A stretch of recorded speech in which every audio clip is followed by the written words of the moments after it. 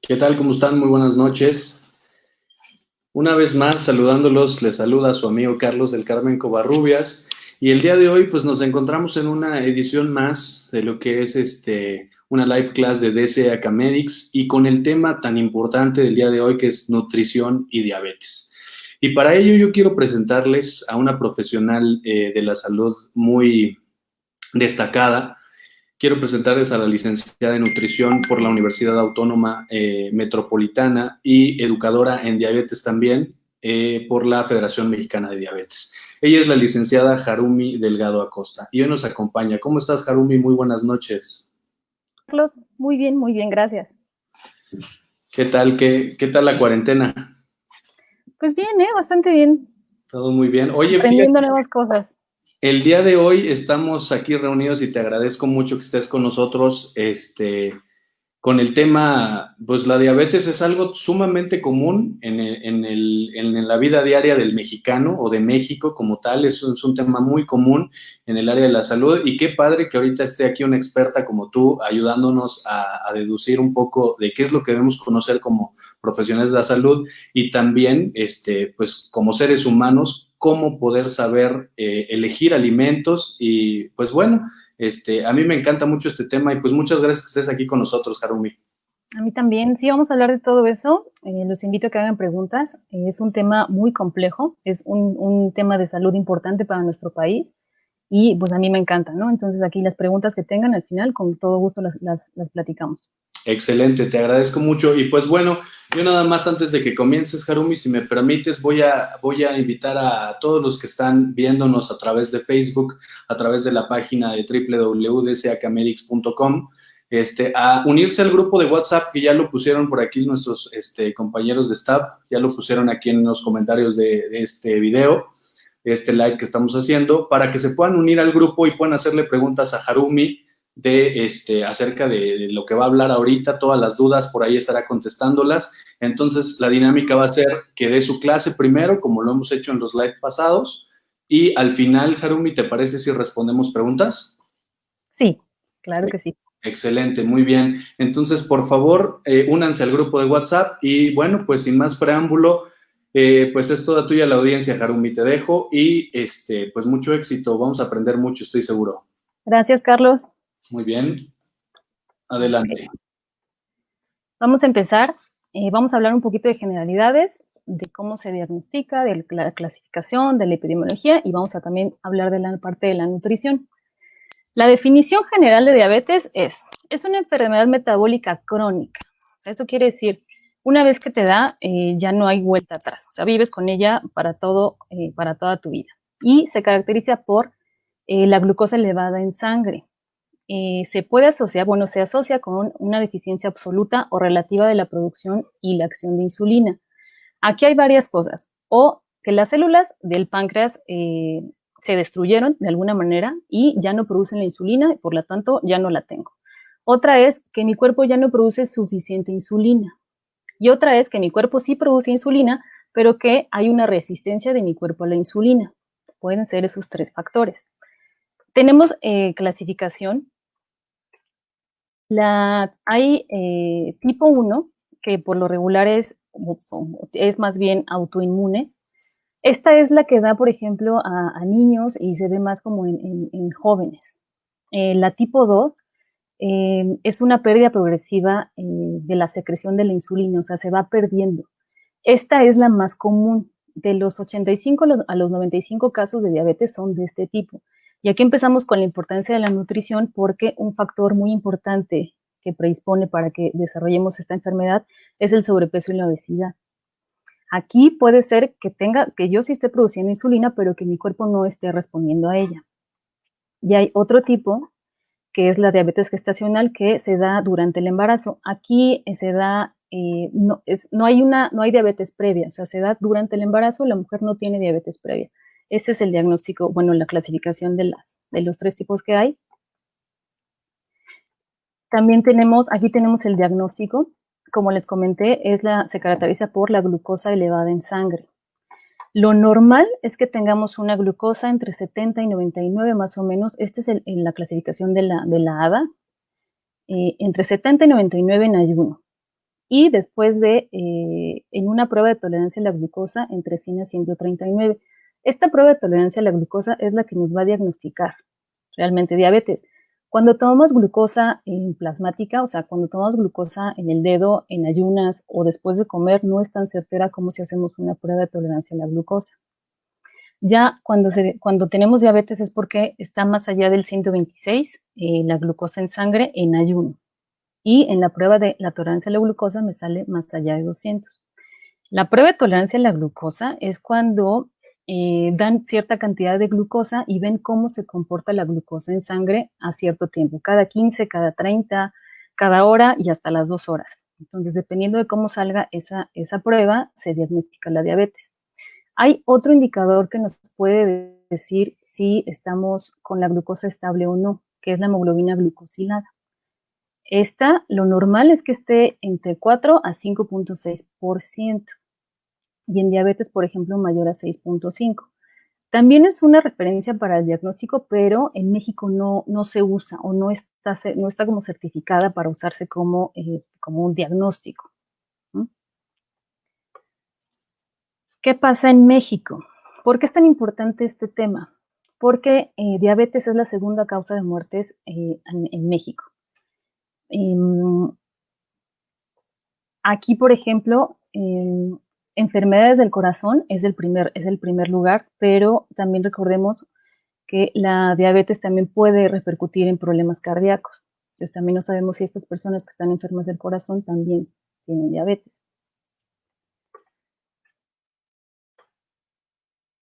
¿Qué pasó de 2012? Que tenemos la ENSANUD de 2012 a 2018. Estos datos de 2018 son los resultados preliminares de la ENSANUD que se recabó la información del año pasado. De 2012 a hoy, a 2018 más bien, subió de 9.2 el porcentaje de la población mayor de 20 años que vive con diabetes al 10.3%. Esto representa de 6.4 millones de personas a 8.6 millones de personas. Como les comentaba, la obesidad es un factor predisponente y esto va cada vez aumentando en nuestra población. A hoy, con los resultados preliminares de esta encuesta, que es la ENSANUD, que hace el INEGI con la Secretaría de Salud y el Instituto Nacional de Salud Pública, tenemos un 75.2% de personas con sobrepeso u obesidad. En de 2012 fue de 71.3%, o sea, sigue creciendo el sobrepeso y la obesidad. De estas personas van a derivar en diabetes. Es un problema muy importante de salud pública, es la segunda causa de muerte. A nivel mundial somos el noveno país. El primero es China, por ejemplo. Y aquí vamos a empezar ya con la parte de nutrición. Quería dejar muy claro que es un problema de salud pública y que la nutrición es factor determinante para prevenir y para controlar. Según las guías de la ADA, que es el organismo más certero o más confiable para la información en cuanto a diabetes, porque se están actualizando continuamente y cada año sacan las guías. De todos modos, si hay algo muy importante que tienen que publicar, se publica antes. pero cada año se hacen las guías y esta es la más reciente de 2020, de este año, de enero, por ejemplo. Aquí manejamos objetivos de la nutrición en diabetes. El primero es promover y apoyar las dietas saludables, enfatizando la variedad de alimentos ricos en nutrientes y porciones. No hay alimentos buenos ni malos. Hay alimentos recomendables y alimentos no recomendables. Uno de los objetivos es la variedad. Esto es para retrasar o prevenir las complicaciones de la diabetes. Es un objetivo muy importante. O sea, una vez que se diagnostica diabetes, tenemos que retrasar lo más que se pueda o prevenir incluso complicaciones en ojos, por ejemplo, en riñón, en el corazón y en la piel, por ejemplo, del paciente. Se puede, sí se puede, pero es mucho trabajo tanto de los profesionales de la salud como de la misma persona. O sea, la persona tiene que tener el control de su autocuidado con las herramientas que le den los profesionales de la salud para prevenir o retrasar estas complicaciones.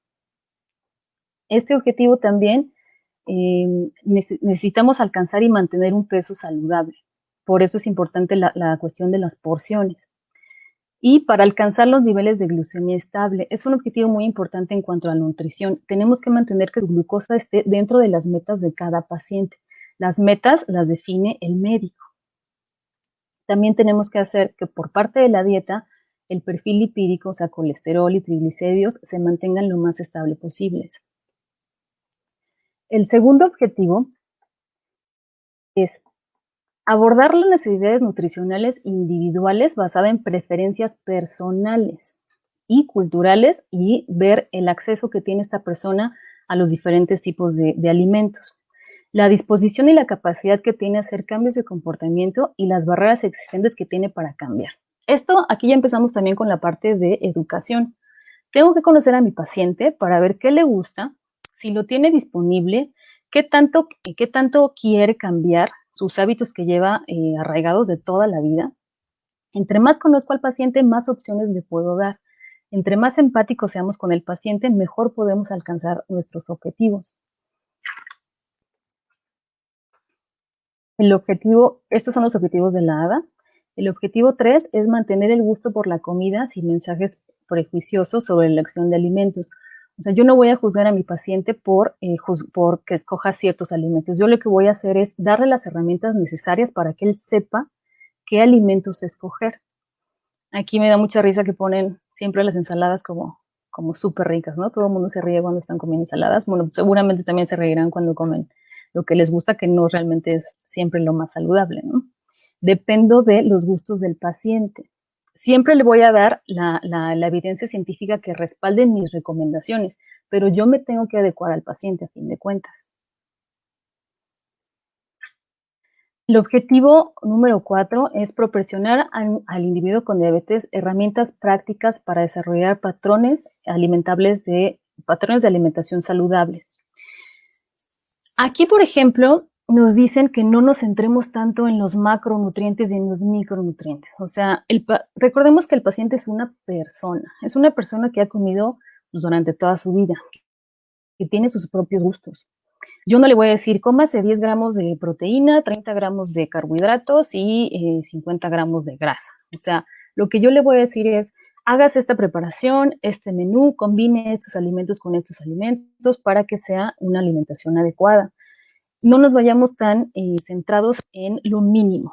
Vayámonos a la realidad del paciente. El paciente come platillos y come a lo mejor porque está triste, a lo mejor porque está feliz, a lo mejor porque hay una fiesta, a lo mejor tampoco come. También los periodos de ayuno son importantes, pero me tengo que centrar en la individualidad del paciente para que sea un plan de alimentación personalizado. Y aquí la pregunta del millón. ¿Hay una dieta ideal para un paciente con diabetes? Hay ciertos patrones o ciertas tendencias que tenemos que seguir porque sí son las más recomendadas, pero dependo de cada paciente. Lo más común es que una dieta sea entre 50 y 60% de hidratos de carbono, 15 a 20 proteínas y más o menos 15 a 30 grasas. ¿Cómo voy a determinar los porcentajes? Dependiendo de mi paciente. dependiendo también de si tiene sobrepeso u obesidad y sobre todo también de las comorbilidades que tenga. Un paciente, por ejemplo, con enfermedad renal, pues no, probablemente tenga que bajarle un poquito las proteínas, ¿no? Dependiendo de cómo, en qué estadio esté. Un paciente a lo mejor que depende también de cómo se sienta, o sea, porque hay pacientes que te dicen, yo como muchos carbohidratos y luego siento cómo subo de peso. Ok, entonces podemos manejar un esquema un poco más bajito en carbohidratos. Lo que dice la evidencia es esto. Más bien las características de la dieta. No hay un porcentaje exactito que digamos tanto carbohidratos, tanto proteína y tanta grasa. Pero en general los macronutrientes deben basarse en la alimentación actual, las preferencias, el metabolismo, las metas y los patrones de alimentación del paciente.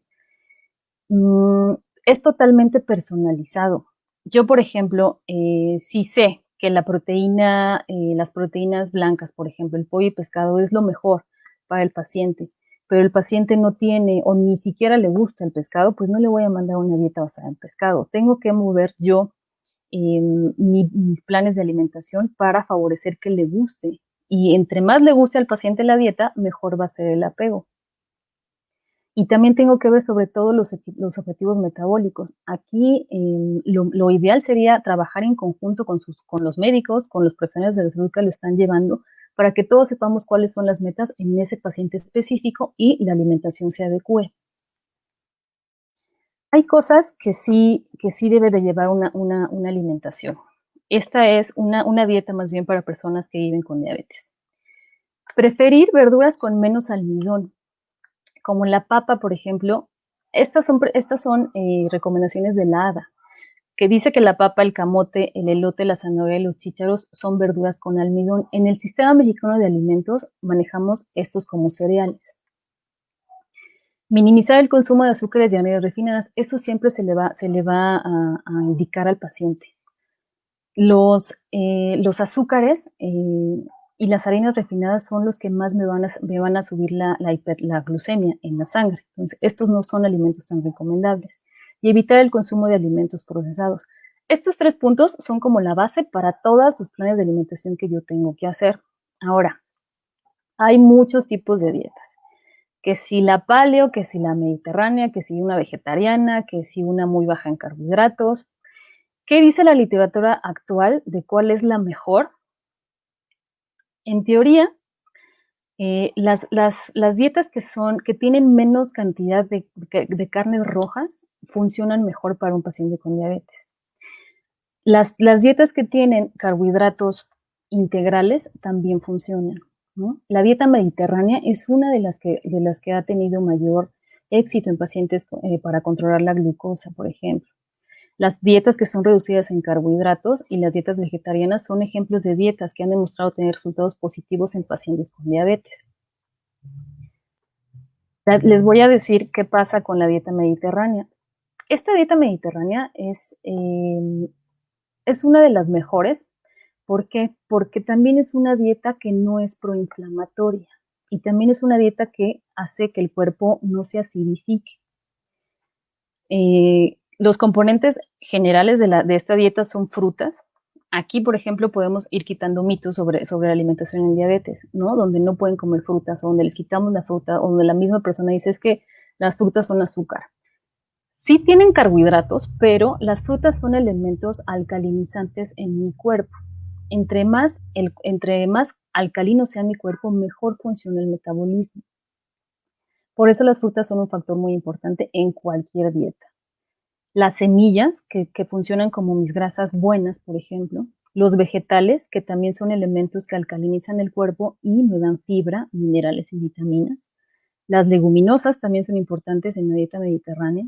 Los granos integrales. Entre menos procesado sea un cereal, mejor, ¿no? Entre menos refinado, menos harinas tengamos en la dieta de un paciente con diabetes, mejor. Más integral mantiene mejor la glucosa en mi paciente. Y aquí, por ejemplo, la dieta mediterránea maneja mucho pescado. Dependo de mi paciente. Esto es lo que dice la actualización de la información. Pero si a mi paciente no le gusta el pescado, ¿qué voy a hacer? Pues le puedo dar otras opciones de carnes blancas, tal vez, ¿no? El yogur también es un buen elemento, también me da una muy buena cantidad de calcio y los aceites vegetales, sobre todo el de oliva. Estas son las características de la dieta mediterránea, que es la mejor o la más adecuada o la que mejor resultado nos ha dado para una persona que vive con diabetes. Aparte de mantener bien la glucemia y mantener también ayudar con la resistencia a la insulina, tiene otros beneficios, por ejemplo, sobre la presión arterial. Al tener bastantes grasas buenas como la de los pescados y las semillas, también me mejora el perfil lipídico, o sea, colesterol y triglicéridos. Como les comenté, es una dieta que reduce la inflamación sistémica y también me ayuda mucho la función endotelial. Las características de esta dieta y las podríamos implementar en todos, ¿no? Evitar el consumo de carnes rojas y procesadas, eso siempre es muy recomendable en cualquier tipo de alimentación. El consumo moderado de vino. La dieta mediterránea usa vino, por ejemplo, en las comidas. El vino ha demostrado ser también un cardioprotector. Obviamente se consume con medida, depende de cada paciente, porque también es un carbohidrato.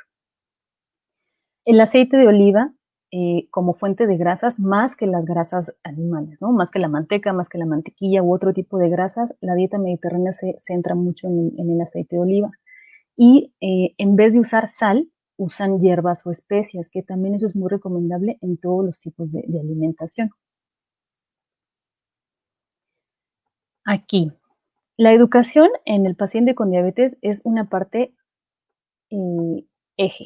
O sea, el doctor Elliot, Elliot Joslin, fue el primer médico que se especializó en diabetes en Estados Unidos por allá del año 1922. Entonces, desde ahí supieron que la educación sobre diabetes era el elemento, el tratamiento en sí. Aquí les invito a reflexionar y a que no dejemos de lado la parte humana del profesional de la salud. Estamos ante una persona que fue a pedir nuestra ayuda. ¿Cómo se siente esta persona? Todavía no lo sabemos. Eso es lo que tenemos que descubrir. A lo mejor es una persona que le acaban de diagnosticar diabetes y tiene miedo, no sabe qué va a pasar con sus ojos, a lo mejor tiene miedo de perder la sensibilidad en la piel, de que sea enfermo renal y tiene toda esta información que ataca, que si se mete a buscar en internet van a salir un montón de cosas. Personas que a lo mejor ya conoce que tienen también antecedentes de diabetes y de comorbilidades, pues también tiene toda esa información. Entre más empáticos seamos con el paciente, mejor van a funcionar tanto los planes de alimentación como la adherencia al tratamiento médico. La parte de la educación en el paciente con diabetes es clave. Yo le tengo que dar las armas a mi paciente para que éste pueda hacer su día a día con decisiones informadas. Yo como nutrióloga, no puedo tenerlo a dieta toda la vida, ¿no? Algún día lo tengo que soltar y que se vaya él solito. Y cuando él se vaya solito, él tiene que saber y tener toda la información adecuada para que su día a día él tome la mejor decisión dependiendo de sus metas. Por esto, esta parte de la educación es importante. También recordemos que la diabetes es un padecimiento, es una enfermedad, pero no llamemos al paciente diabético. Es una persona que vive con diabetes y puede vivir con diabetes muy bien y puede llevar una muy buena calidad de vida si sigue el tratamiento médico, el tratamiento nutrimental y ejercicio, actividad física. No le digamos el diabético o la diabética, ¿no? Un paciente con enfermedad renal no le decimos el renal o la renal. Un paciente que tiene algún padecimiento cardíaco no le decimos el cardíaco o la cardíaca, ¿no? Recordemos que estamos ante personas que sienten, que comen y que viven día a día con un padecimiento que tienen que controlar. Esta parte de la educación, entre más la empatía es la mejor manera de aprender. Yo tengo que aprender a conocer a mi paciente. La dieta, puedo hacer la mejor dieta, puedo calcularla al 100, puedo tener el mejor cálculo en cuanto a nutrientes, puedo tener el mejor cálculo entre micronutrientes. Pero si al paciente no le gusta, pues le va a costar seguirla. Y entre más le cueste seguirla, probablemente la va a abandonar más fácil. Tengo que conocer a mi paciente para que entre los dos hagamos metas. para que entre los dos fijemos qué puede estar permitido y qué puede no ser tan recomendable, y el propio paciente tome la decisión. No se trata de que el paciente nunca más en la vida coma lo que siempre le ha gustado, ¿no? Por ejemplo, un pan dulce. Es muy común que los mexicanos comamos pan dulce en la mañana con nuestro cafecito, ¿no? Y llega el paciente y te dice, es que me diagnosticaron diabetes y estoy triste porque no me voy a poder comer mi concha con mi pan, con mi café todos los días. Bueno, a lo mejor no todos los días, pero sí se lo puede comer de repente si entra dentro de un plan saludable. O sea, si ya me porté bien, por ejemplo, de lunes a viernes, y el sábado se me antojó un cachito de pan, es posible. No satanicemos ningún alimento. No hay alimentos buenos ni malos, pero le podemos decir al paciente cuáles sí son recomendables y cuáles no son recomendables. Aquí, por ejemplo,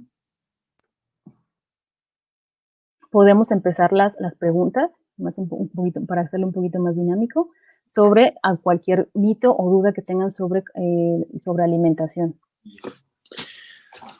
Ok, pues muchas felicidades, Harumi, antes, y muchas gracias por compartirnos tus conocimientos. Gracias a ti. Muy bien, a ver. Sí tenemos comentarios aquí también en Facebook.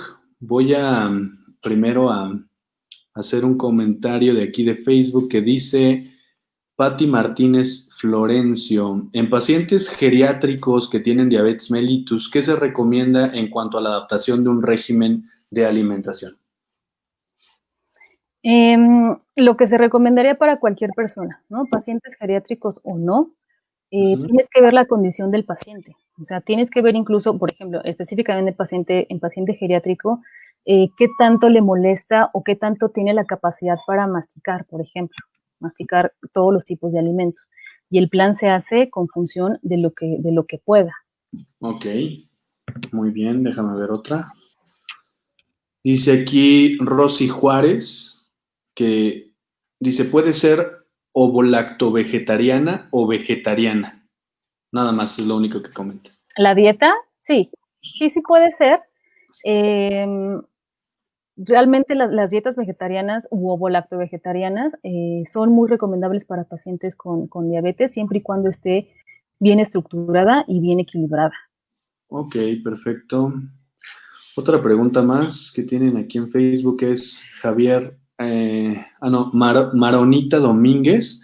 Dice, entonces guisar con el aceite de oliva es adecuado para la persona que padece diabetes. No, ningún aceite va a ser bueno si lo hacemos cocinado. O sea, si lo dejamos cocinándose en el aceite, se empieza a hidrogenar y se convierte en una grasa hidrogenada o grasa trans, por ejemplo, ¿no? Que en el cuerpo se va a convertir en colesterol malo. La recomendación de la dieta mediterránea, por ejemplo, o de una dieta en general, es que las grasas sean grasas de origen vegetal, como las semillas o los aceites, pero se coman crudos. Se coman, por ejemplo, para acompañar las ensaladas, o se coman sobre mi preparación sin haber pasado por un proceso de cocción. Ok, muy bien, gracias. Dice aquí, vamos con las preguntas de nuestro WhatsApp. Dice aquí, bueno, no tiene nombre, dice feliz año 2019, ese es el nombre de la persona, y dice, bueno, así es como sale, obviamente no es el nombre de la persona, ¿verdad? Dice aquí, buenas noches, ¿qué síntomas tienes cuando hay diabetes?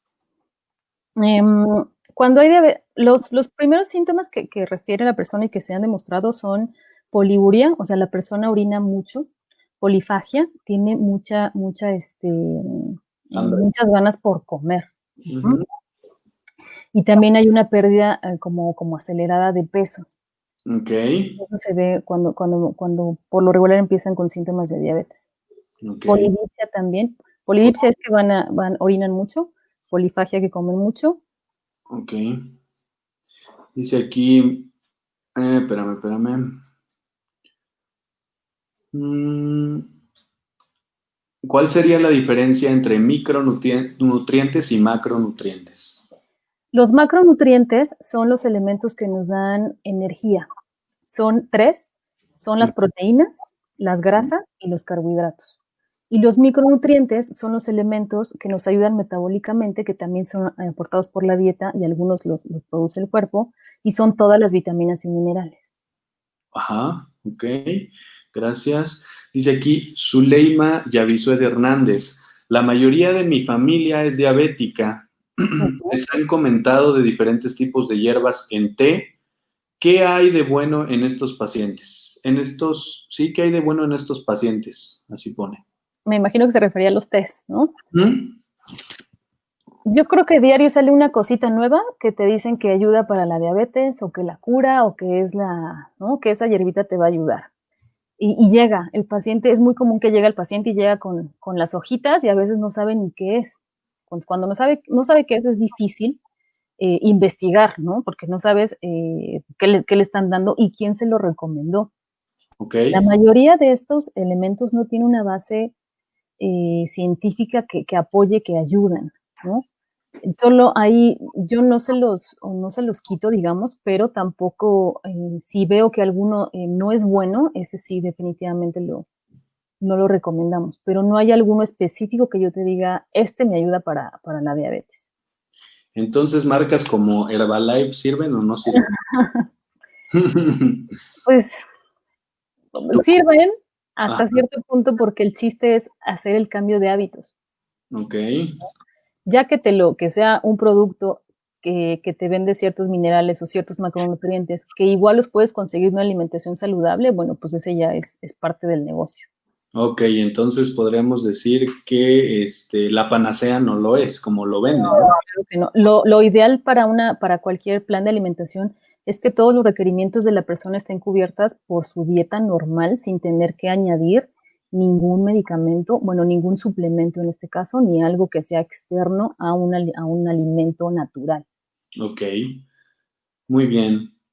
Les invito a todos los que nos están viendo por Facebook y dejando comentarios, por favor ingresen a la liga de WhatsApp porque les vamos a dar preferencia, como siempre, a los comentarios que estén en nuestro grupo de nutrición y diabetes. Dice aquí Nosh García Sánchez, buenas noches. Ante escenarios de pacientes con comorbilidades como insuficiencia renal crónica y diabetes mellitus, ¿se recomienda la dieta mediterránea?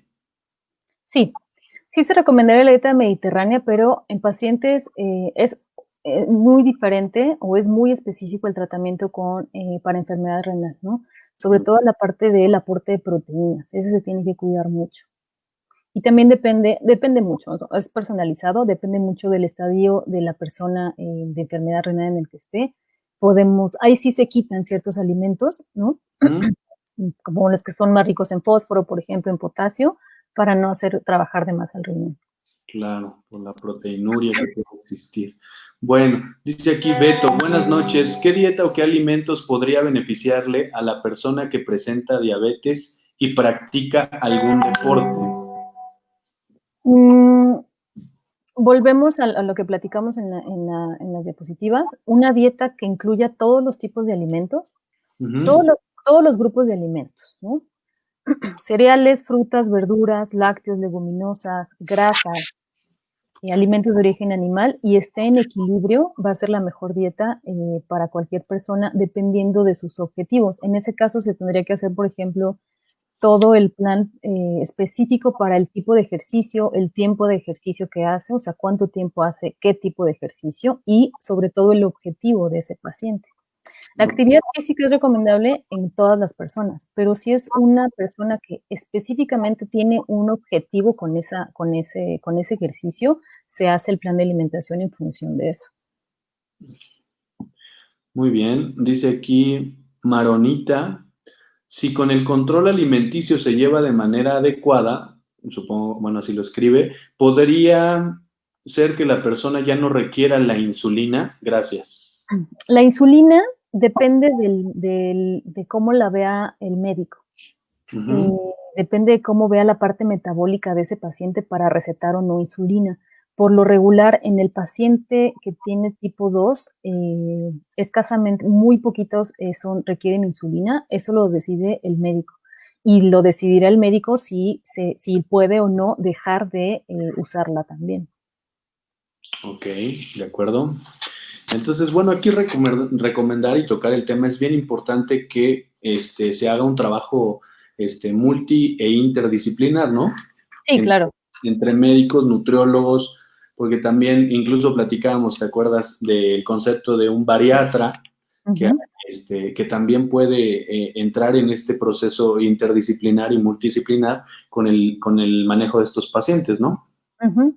Es lo ideal que el paciente esté apoyado por todos sus profesionales de la salud, o sea, hasta el oftalmólogo, por ejemplo, ¿no? Que Claro. también tienen que hacer su revisión cada año, el nefrólogo, el psicólogo también, ¿no? Porque no sabemos también cómo está la parte del duelo, cómo lleva esta parte emocional de su padecimiento, de su enfermedad, el educador en diabetes, que también lo ayuda a saber, ¿no? A tomar sus decisiones informadas, el nutriólogo, que es el que le dice la dieta. Lo ideal sería que todos estos estén atrás del paciente para darle este soporte y que ellos mismos se comuniquen entre ellos para saber cuáles son los objetivos de ese paciente. Sí, claro. A veces se complica mucho en las cuestiones de también de lo económico, ¿no? Porque el también tener todo el manejo multidisciplinar con un paciente que le digas, necesito que te vayas al oftalmólogo para que vea la cuestión de la retinopatía o para el nefrólogo por la nefropatía, etcétera, pues se vuelve muy complicado de forma económica también para los pacientes, ¿no? Sí, ese es el factor como más difícil, pero hay instituciones ya que hacen este tipo de abordaje y es gratuito. Ok. El Instituto de Nutrición tiene un programa así que lleva hacia los pacientes de la mano de diferentes profesionales, bastante bien. Muy bien. Bueno, a ver, vamos a leer otra pregunta. Dice aquí, otra pregunta de Zuleima Yavisuad Hernández. En la dieta mediterránea sugieren el yogurt. ¿Cuál es el más recomendable? El más recomendable va a ser el que no tenga azúcar Ok, y de preferencia tampoco edulcorantes, o sea, yogurt natural. de acuerdo. El que menos nos gusta, ¿no? Ajá, exactamente. O sea, tú pruébalos y el que menos te guste es el bueno, Ese ¿no? va a ser lo bueno.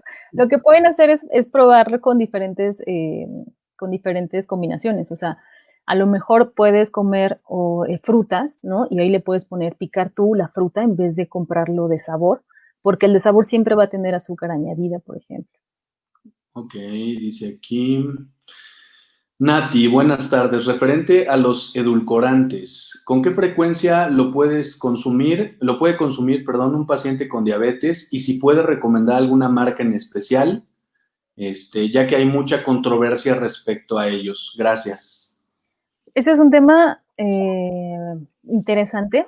Ujú. Hay estudios que dicen que son buenos, estudios que dicen que son malos. Lo último que yo revisé es que no hay diferencia en cuanto a la glucemia del paciente si yo le cambio el azúcar normal por un edulcorante. O sea, ese no es el único cambio que tengo que hacer para que mi paciente lleve un buen control de la glucosa. Obviamente tiene que hacer todos los demás cambios en su alimentación. Uh-huh. Pero hay, ahorita, por ejemplo, hay modas Ujú. edulcorantes de origen natural que Ok. son, por ejemplo, el stevia y la fruta del monje, ¿no? Que ese es ahorita modísima en edulcorantes. El mismo paciente te lo lleva, o sea, tú ni lo conoces y lleva el paciente tu bolsa de fruta del monje y te dice que es buenísimo para 10,000 cosas. De lo que yo he estudiado es que tanto el stevia como la fruta del monje son buenos como alternativas y al ser de origen natural, bueno, los usan también para otro tipo de cosas. Hay estudios, por ejemplo, en el stevia, Ujú. que ha demostrado que ayuda a regular la parte de los lípidos en sangre, o sea, mejorar el colesterol y mejorar triglicéridos.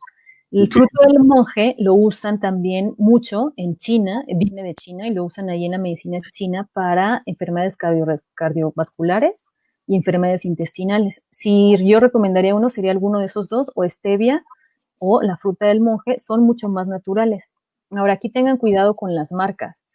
El stevia, sobre todo, te lo venden como, bueno, más bien te lo venden como stevia, pero tiene una proporción de otro edulcorante de origen sintético, de origen químico.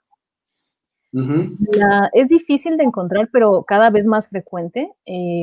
Venden la plantita solita de stevia. Esa se la pueden poner, por ejemplo, al café, ¿no? O al té y endulza naturalmente y es mucho mejor que algo que ya fue procesado. Justo fíjate que tenemos una pregunta sobre la planta stevia. Dice aquí, ¿cuál es la recomendación para consumir la planta stevia en el paciente con diabetes? Es decir, ¿cómo puede introducirla para endulzar alimentos? ¿Se hierve, se mastica? ¿De qué forma se puede aprovechar su consumo? Uh-huh. Hay personas, por ejemplo, que la hierven y esa agüita queda dulce y esa la usan, por ejemplo, para endulzar otras cosas. Ok. Y hay personas que la pulverizan y esa la usan, por ejemplo, para endulzar también la fruta o para endulzar una yogur, por ejemplo, o los mismos café o té. Ya lo venden, entre más natural sea, por ejemplo, que diga 100% stevia, el producto, ese va a ser el más recomendable. O sea, el que no esté combinado con otro edulcorante sintético. Ok, perfecto. Bueno, en 2 minutitos cerramos las preguntas también para comentarles, para que manden todas sus preguntas ahorita que tengan. 2 minutitos más y cerramos las preguntas. Dice aquí otra pregunta, Harumi. Un paciente geriátrico con diabetes y sobrepeso u obesidad, ¿qué tanto le podemos tener en déficit calórico? ¿Cuántas kilocalorías debajo de su requerimiento? Ahí va a depender, bueno, depende de muchas cosas, ¿no? No es tan fácil como decir tantas calorías. Depende de cuánto sobrepeso tiene, cuál es mi meta, cómo está respecto a si tiene otras comorbilidades o enfermedades, ¿no? Y Okay. sobre todo, cómo está comiendo actualmente, ¿no? Para ver si es una falta, si es exceso de alimentación, o sea, exceso de calorías o es una falta de actividad física. Eso yo creo que sería más como mucho más puntual verlo directamente con el paciente para determinarlo. Perfecto. Bueno, esa fue pregunta de Azalia, no dije su nombre hace rato. Dice aquí Sam, con respecto a la insulina, ¿cuál es el horario ideal para su aplicación en pacientes que suelen trabajar en el campo? Eso lo determina el médico también, porque depende qué insulina le mande, ¿no? Claro. Si es una insulina rápida o ultra rápida, pues va a ser antes de los alimentos. Si es Okay. una de acción prolongada, puede ser que solo se la ponga una vez al día, pero lo define el médico si es en la mañana o si es en la noche, por ejemplo. Ok. Dice aquí, Ani, ¿es cierto que para bajar de peso se debe tomar en cuenta el tipo de cuerpo del paciente y basado en ello la ingesta de macro y micronutrientes? Eso sería lo ideal. Más allá que el tipo de cuerpo, la composición corporal, ¿no? Tenemos que hacer un estudio de exactamente cómo almacena grasa el paciente para ver cómo sería el mejor plan de alimentación. Pero una composición corporal muy específica, también es difícil de tener acceso a ella, como es Es- un IDEXA, por ejemplo. Este es con los aparatos como el InBody, ¿no? Como el IDEXA específicamente, Ujú. el Body y las tanitas, por ejemplo, trabajan con bioimpedancia eléctrica, que sí me dan una buena evaluación de antropométrica, pero específicamente el IDEXA es el estándar de oro, por ejemplo, para composición corporal. Ok, perfecto. Muy bien, déjame ver qué más dice aquí. Nicole, ¿hay alguna actualización respecto a la relación insulina-hidratos de carbono? ¿Se aplica estrictamente en todos los pacientes con diabetes? No. Lo último, lo que se sabe es que una unidad de insulina sintetiza más o menos 15 hidratos de carbono, pero también depende del peso del paciente y de otras condiciones del paciente. Ok. Eh, ¿Y cuál fue la segunda parte de la pregunta?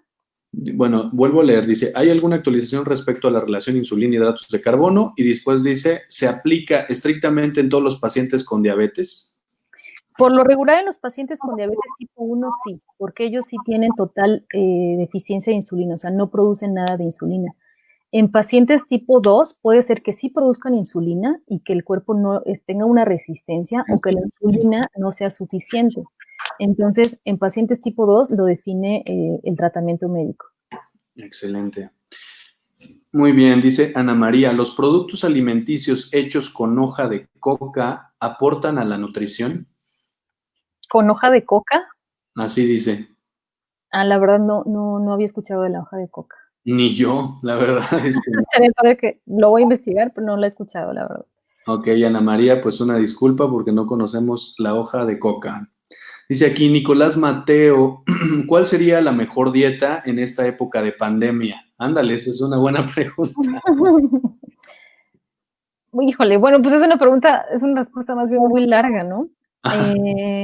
Una dieta saludable se puede seguir con y sin pandemia, ¿no? Claro, No hay pretexto, o sea, lo único que está ahí a lo mejor bajando es el nivel de actividad física que teníamos, ¿no? Se compensa, o sea, si yo sé que a lo mejor no estoy haciendo las mismas actividades o ya no estoy haciendo el mismo ejercicio, pues a lo mejor sí le bajo a mi ingesta para que el equilibrio quede. Pero la dieta con y sin pandemia es una dieta que incluye todos los grupos de alimentos, que está balanceada, que tiene un equilibrio entre ellos y que tiene una variedad. ok. Y, por ejemplo, aquí, Harumi, quisiera yo preguntar algo de esto que dices de disminuir un poco los grupos alimenticios. Podríamos pensar en que en una dieta ahorita con pandemia, que estamos reduciendo los niveles de actividad física, podríamos pensar en disminuir los hidratos de carbono. O sea, ¿sería correcto? ¿Tendría que disminuir también la ingesta de proteínas, por ejemplo? Sí, con la base de que los hidratos de carbono son nuestra energía y como estamos quemando menos energía, podríamos reducir un poquito los carbohidratos para hacer ese equilibrio. Sí, Ok. sí, se puede. Dice aquí, espérame.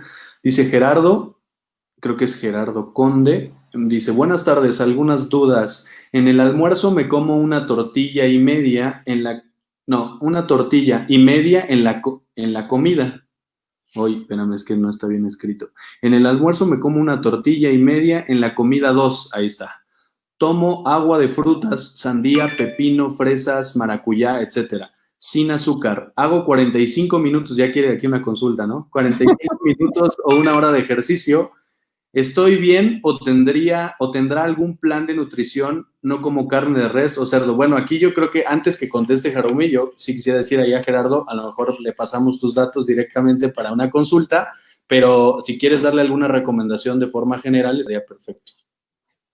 Tenemos que ver, o sea, también tenemos que ver todo lo demás de la dieta, ¿no? No se puede contestar si es adecuado esos carbohidratos que me comentó para esa actividad física, porque todo lo demás de la dieta también aporta energía y también depende de su objetivo con la actividad física, ¿no? Entonces, sí, esa sería como que una consulta específica para él, para Bueno, decirle bien. te vamos a pasar, bueno, si nos permite Jarumi, le pasamos tus datos para que se Sí, pongan. claro.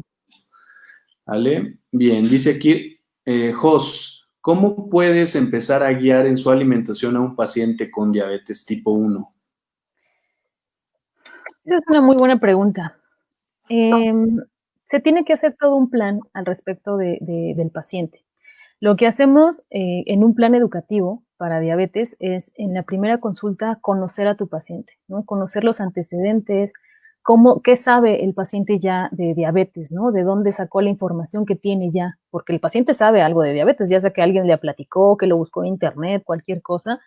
Empezar a saber qué sabe el paciente y con base a lo que ya sabe, a qué tan dispuesto está a cambiar, a las comorbilidades que tenga, a cuánto tiempo tenga con la enfermedad, se empieza a hacer el plan de alimentación, el plan educativo en general. Y es un conocer y conocer. O sea, se empiezan a fijar metas, cambios pequeñitos entre las dos partes. O sea, el paciente va a decidir qué cambios va a hacer con la base de la mejor evidencia científica que le podemos dar, ¿no? Pero es mucho de conocerse. La educación en diabetes es mucho de conocerse entre las dos partes. Y Okay. entre mejor lo conozcas, mejores recomendaciones le puedes dar y mejor apego tienen también. Ok, perfecto. Dice aquí, ¿qué tan importante es la intervención de un fisioterapeuta en el proceso? Supongo que en el proceso del tratamiento con las personas diabéticas. Pues bueno, si me permite Sí, contestar. claro, esa es tuya. Yo creo que aquí, pues como lo dijimos desde un inicio y como lo dijo también Jarome en la plática, es importante que tengamos una comunicación entre profesionales de la salud, entre los médicos, entre los nutriólogos, entre cualquier profesional de la salud que esté tratando a este tipo de pacientes. Ahora sí puede haber efectivamente alguna aplicación de cierto tipo de ejercicio que nos ayude a tener un impacto sobre las vías metabólicas y sobre obviamente la glucemia del paciente. Entonces sí es importante que tengamos esa conexión y sí es muy importante la intervención en el proceso de rehabilitar un paciente diabético o en este caso de tratar a un paciente diabético. Dice aquí Beto, disculpe, otra pregunta, ¿por qué una persona con diabetes su carácter es muy variable y qué recomienda para dar una mejor atención? No sé a qué se refiere con el carácter, pero no, o sea, no hay algo que relacione que el carácter sea variable en una persona con diabetes. Yo creo Yo que a creo lo que eso es mejor algo muy específico de esa persona, más bien. puede ser, o también a lo mejor por la cuestión de la poliuria, de estar orinando constantemente, a lo mejor una condición de deshidratación pudiera generar a lo mejor una condición de cambio de estado de ánimo, pero bueno, sí no hay una relación completamente directa. Sí. Dice aquí, hola, buenas noches, ¿cuál es la diabetes insípida? La diabetes insípida. Ujú. Eso es un término que ya no se usa, Ok. me parece, pero tiene que ver con que no había glucosa en la orina, con que no, ese paciente no, es una diabetes, digamos, que no desecha orina no desecha glucosa por la orina, más bien. Ok, dice Huerta Lourdes, en los adultos mayores con diabetes, complicación renal y posoperado por pie diabético, ¿cuál sería la dieta más apropiada? Más apropiada, debería de eliminar por completo y tajante los hábitos alimenticios y cómo complementaría la dieta si el paciente tiene mayor gasto energético o qué modificaciones alimenticias debe de tener el paciente si aumenta su actividad física. Pues son un buen de preguntas, ¿no? Ok. La primera sería enfermedad renal, me parece. En los adultos mayores con diabetes, complicación renal y posoperado por pie diabético, ¿cuál sería la dieta más apropiada? Ok, ahí la dieta más apropiada sería la que nos esté cuidando la parte del riñón, ¿no? Preservar la salud del riñón va a ser uno de los objetivos importantes en esa persona. Y depende del estadio en el que esté la persona, depende de cómo esté manejando ese riñón los electrolitos. Eso es muy, muy puntual de cada persona y se tiene que ver de manera personalizada, ¿no? No es como una respuesta general. Ok. Luego dice aquí, debería eliminar por completo y tajante los hábitos, supongo que aquí los malos hábitos Malos alimenticios. hábitos, de preferencia sí, pero habrá que ver a qué le llamamos malos hábitos, ¿no? Deberíamos de tener un equilibrio en su alimentación con hábitos saludables Ujú. eh, y tendríamos que evaluar al paciente totalmente personalizado. Ok. Luego aquí dice, ¿cómo complementaría la dieta si el paciente tiene mayor gasto energético o qué modificaciones alimenticias debe tener el paciente si aumenta su actividad física? Ahí yo creo que se está refiriendo a este tipo de preparaciones que se usan como suplementos, por ejemplo, si es un paciente renal, tendríamos que ver qué tipo de suplemento que, que tiene todos los nutrientes, o sea, que tiene carbohidratos, tiene proteínas, tiene grasas, se puede usar específicamente para él, sobre todo midiendo o teniendo muy en cuenta la cantidad de proteína que puede consumir el paciente. No se le puede dar cualquier suplemento, Ok. cualquier complemento más bien. Dice Rose, ¿qué impacto tiene la dieta cetogénica en un paciente con diabetes? Esa es buena pregunta. La cetogénica también está de súper moda. Ujú. Lo que dice la literatura es que sí me ayuda, sobre todo con la resistencia a la insulina, y sí me ayuda a mantener la glucosa estable, pero hay que tener mucho cuidado con cada paciente porque también le podemos generar un poquito más de acidosis metabólica. Y también le podemos generar, sobre todo cuando se empieza a adecuar a esta parte de crear cuerpos cetónicos, le podemos generar hipoglucemias, por ejemplo. Una dieta, lo que dicen la bibliografía es que no se recomienda por más de 3 meses una dieta cetogénica en cualquier paciente, por ejemplo. Ok, muy bien. Aquí vuelven a preguntar Lorena León, ¿qué tipo de yogur recomiendan? Si quieres nada más como reiterar. El natural, el que no tenga azúcar añadida. Ok. Lorena León, alimentos que recomiendan para la ansiedad. La ansiedad es más un resultado de un desequilibrio de aportes de la dieta, ¿no? ¿Por qué me está dando ansiedad? Más bien sería cómo curarla. A lo mejor también es algo anímico, es algo que no se maneja, que no tiene nada que ver con lo que estoy comiendo, ¿no? A lo mejor algo tengo en la parte anímica que lo estoy reflejando como ansiedad. Tendríamos que curar más bien qué lo está causando. Más que un alimento que lo quite, no hay alimentos que quitan la ansiedad. Ok, dice aquí Marian, para un paciente geriátrico, 78 años, aquí viene como un caso clínico ya. Eso clínico de... Para un paciente geriátrico, 78 años, con obesidad, diabetes mellitus tipo 2, de 30 años de progresión, con función renal disminuida en un 50% por la edad, pero no en riesgo según el nefrólogo, ¿cuál sería una buena distribución de macronutrientes y cuánto sería una disminución en kilocalorías por kilogramo de peso con el fin de cuidar la masa muscular? Ok, sí, es todo un caso clínico. Sí, estuvo Ahí, buena. por ejemplo, se tienen que cuidar las calorías en función del metabolismo, o sea, las guías, específicamente para pacientes renales, recomiendan entre 25 y 30 calorías por kilogramo de peso. Ok. Que por lo regular no es lo que damos para un déficit calórico, damos un poquito menos o damos menos. Entonces, ahí con el paciente debemos de ver cuáles son más bien nuestros objetivos, si es bajarlo de peso o si es mantener la salud del riñón, o cuál va a ser nuestro objetivo para el plan de alimentación. Depende también cómo esté procesando la proteína, depende si tiene desgasto energético, proteico, por ejemplo, para calcular exactamente cuánta proteína le tengo que dar. Ok. Necesitamos más información, por ejemplo. Muy bien. ¿Qué cereales integrales de Zuleima y Avisuet? ¿Qué cereales integrales están recomendados para pacientes con diabetes? Los que sean integrales, Ujú. tanto el arroz, el trigo, la avena, la quinoa, son buenos cereales, los granos enteros en general son buenos cereales para los pacientes con diabetes. Ok, vamos a darle lectura a las de Facebook, si me permites, Jarumín. Dice aquí Javier Albarrán, ¿los tubérculos entonces son verduras o está errónea la diapositiva? Pone aquí Javier Albarrán. ¿Los tubérculos? Pone aquí los tubérculos entonces son verduras o está errónea la diapositiva. Los tubérculos, como les comenté en la presentación, así lo maneja la ADA, lo maneja como verduras con almidón. Ok, Aquí el Sistema Mexicano de Alimentos maneja estos tubérculos, que son las verduras con almidón, como cereales, por ejemplo, como la papa, ok, como el elote, por ejemplo, como la yuca. muy bien. Dice Rocío Hernández, en el caso de las frutas, ¿sí se pueden limitar aquellas con alto índice glucémico?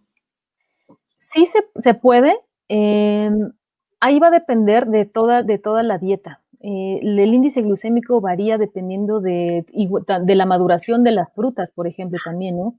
Entre más madura está la fruta, más disponible tiene la glucosa. Ah, ok.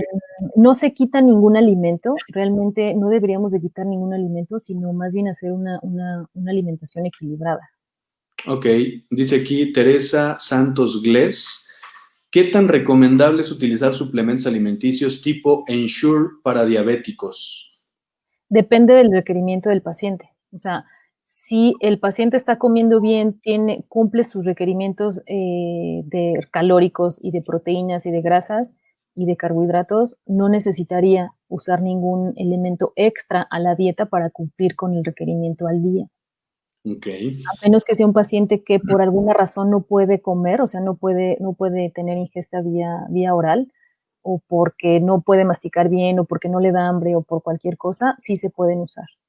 ok. Dice Azalia de la Mora, ¿podemos tener un paciente geriátrico con obesidad en déficit calórico? ¿Y qué tanto podemos restringir calóricamente para no afectarlo? Sí se puede, pero ahí más bien recomendaría, por lo regular los pacientes geriátricos de por sí comen poquito. Entonces, más bien ahí sale mejor impulsar la parte de la actividad física para apoyar al músculo y que tengamos un mejor metabolismo. Ok, perfecto. Dice Nicolás Mateo Burgos, ¿cuál sería la mejor dieta en esta época de pandemia para prevención de la diabetes? Creo que esa ya la leímos en el grupo, ¿verdad? Ujú. Luego dice Ana Luisa Castellanos, ¿la dieta mediterránea es solo para pacientes diabéticos? No, no, es en general para cualquier persona. Ok, dice John Constantine, ¿alguna vez le dijeron a un paciente que estaba mal su dieta vegana, ya que no tenía las, entre comillas, pone proteínas adecuadas? Pregunta, en este caso, ¿cómo puede obtener el paciente proteínas adecuadas? En los pacientes veganos, lo que se puede hacer es a darle proteínas de origen vegetal, como son las leguminosas y las semillas. Se puede tener perfectamente bien un balance de proteínas en una persona que no come alimentos de origen animal con este tipo de alimentos, sin problema. Ok, aquí otra vez voy a poner Javier Albarrán, polidipsia, no es que orina mucho. Bueno, a ver, aquí déjame contestar aquí tantito, Harumi. Polidipsia significa que tenga mucha sed el paciente, ¿no? Polidipsia, poliuria y polifagia, sí, lo Exactamente. dije mal. Poliuria específicamente es que pueda presentar mucha orina, pueda presentar urea en la orina. Hay otro término que es oliguria, lo digo aquí específicamente para toda la audiencia. Oliguria también es que orina bastante, ¿sí? Puede ser ahí oliguria o poliuria. Y polifagia es que tenga demasiada hambre. Ujú, ujú. Bueno, Brenda Nicole Delgado, ¿hay alguna actualización respecto a la relación insulina-hidratos de carbono? ¿Se aplica estrictamente en todos los pacientes? Creo que ya la leímos esta también, Eso ¿verdad? también, ajá. Dice Ana Karen Mendoza, ¿podrías por favor mencionarme qué alimentos debería eliminar por completo? Bueno, creo que ya lo ha dicho, ¿no? También que no debemos eliminar alimentos, según lo dijiste, ¿no? Jarumín. Específicamente, sí, los azúcares procesados y las harinas refinadas, los alimentos procesados también. O sea, Ok, cualquier cosa que no sea como natural, o sea, que lo que sea demasiado procesado, eso sí, sí no son recomendables. ok. Dice Adrián Briones, cuando eres prediabético y tomas medicamento y tu cuerpo reacciona en algún brote de hongo, ¿qué puedo hacer? Me parece que esa es una pregunta para un médico. No, no veo la relación con la alimentación. ¿En algún brote de hongo? No, no entiendo ahí yo el Sí, término. no. Ok, dice Ana María, los productos alimenticios de hoja de coca, ya lo habíamos leído también. Déjame ver, ¿qué más? Buenas noches, espérame. Menciona que el yogur natural es la mejor opción para el paciente con diabetes, pero en cuestión de marcas, ¿todos son iguales? He escuchado que aún así contienen azúcar, Azalia de la Mora. Contienen carbohidratos y contienen algo de azúcar. Lo más recomendable sería el que menos azúcar tenga y el que menos grasa tenga. Ok, Tendrían que revisar las etiquetas. ok. Dice aquí María Jacqueline, aparte de una hipoglucemia, ¿qué otros efectos o efectos a largo plazo puede tener que un paciente con diabetes mellitus realice algunos ayunos prolongados? Sobre todo el control de la glucosa, ¿no? Si tenemos un ayuno prolongado y luego le damos un alimento, o sea, un tiempo de alimento, va a subir la glucosa. Lo que no queremos es eso, que sube y baje la glucosa en el día a día, ¿no? Más bien que se mantenga estable, por eso el ayuno no es tan recomendable. Bueno, aquí ponen Mayela Carrillo, diabético tipo 2, ¿puedo tomar colágeno hidrolizado? Sí, sí puede, pero depende de cómo esté el hueso. Ok, perfecto, dice. Creo que nada más lo del carácter es ciertamente, mi padre falleció de diabetes, eso es verdad. Bueno, creo que ya no tenemos ninguna más preguntas. Harumi, yo te agradezco mucho tu tiempo. Fíjate, hay demasiadas dudas, hay muchas preguntas. Sí, sí, me imagino. Yo creo que debemos seguir reuniéndonos para hacer este tipo de dinámicas más seguido. Y pues nada más que agradecerte en nombre de Sacamedics que hayas participado con nosotros, colaborado y dándonos un momento de tu tiempo y brindándonos sobre todo tu conocimiento. Muchas gracias, Harumi. Gracias a ti, cualquier cosa me pueden escribir y por ahí seguimos con las dudas. Ok, perfecto. Entonces, ya nada más para finalizar, Les recuerdo, este 18 de julio estaremos impartiendo el evento con Andrés Rosas, abordaje de caso clínico corriente pulsada de alto voltaje. Para los que no están inscritos, para los que quieran inscribirse, aún quedan becas, quedan pocas becas, pero aún tenemos becas para el evento, así es que aprovechen, comuníquense con DSA Medics directamente por Facebook o por Instagram para que les den resolución a cualquier situación que ustedes tengan. El día jueves también, Harumi, voy a invitarte a un evento que tenemos con el doctor Víctor Axotla. Él es médico traumatólogo, especialista en cirugía artroscópica y en reemplazos articulares, y él nos va a hablar de un tema que se llama viscosuplementación, que actualmente se está conociendo como viscoinducción. Él va a estar con nosotros en el live class este jueves a las 7:30, así es que no dejen de seguirnos también y quedan cordialmente invitados a ese live class.